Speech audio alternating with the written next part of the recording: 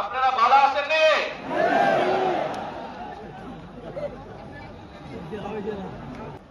আপনারা ভালো আছেন রে?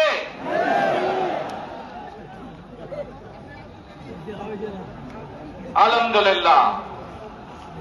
প্রিয় ভাই বোনেরা, এই যে আপনারা এখানে আজকে লক্ষ লক্ষ মানুষ আজ এখানে সমবেত হয়েছেন, এই লক্ষ লক্ষ মানুষ সমবেত হওয়ার এই পরিস্থিতি তৈরি করার জন্য হাজারো মানুষ প্রাণ বিসর্জন দিয়েছে গত 15 বছর।